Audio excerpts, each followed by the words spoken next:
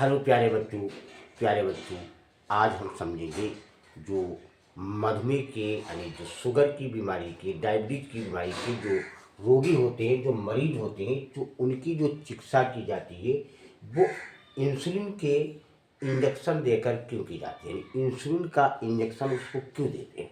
तो इसके बारे में आसान तरीके से प्यारे बच्चों हम लोग समझेंगे। देखिए प्यारे बच्चों, हमारे यानी शरीर में एक अग्नाशय होता है जिसको पेनक्रियाज बोलते हैं, और वहाँ लैंगरहैंस की यानी द्वीपकाएँ, लैंगरहैंस की द्वीपकाएँ इसलिए बोलते हैं कि लैंगरहैंस वैज्ञानिक ने उन द्वीपकाओं की खोज की थी। उसी में एक बीटा सेल होता है यानी बीटा कोशिका होती है, वो इंसुलिन का यानी स्राव करती है, यानी इंसुलिन को स्रावित करती है, इंसुलिन को निकालती है। और हमारे रुधिर में, हमारे रक्त में जब ग्लूकोज की मात्रा यानी शक्कर की मात्रा अधिक हो जाती है, सामान्य से अधिक हो जाती है, तो उसको यही इंसुलिन जो है वो कंट्रोल करता है।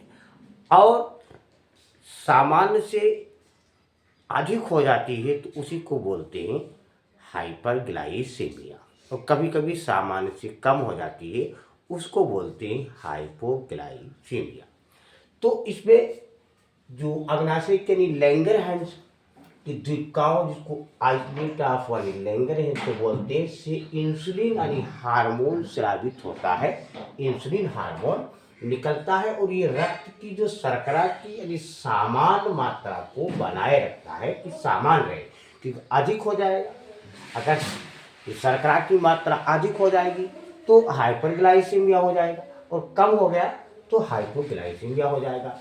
इंसुलिन जो है आवश्यकता से अधिक शर्करा वाली जो ग्लाइकोजन में बदल देता है, अधिक से जो शर्करा होती है उसको ग्लाइकोजन में बदलता है, और इंसुलिन की कमी से रक्त में ग्लूकोज की मात्रा बढ़ जाती है। इंसुलिन की कमी है तो ग्लूकोज की मात्रा हमारे रुधिर में बढ़ेगी।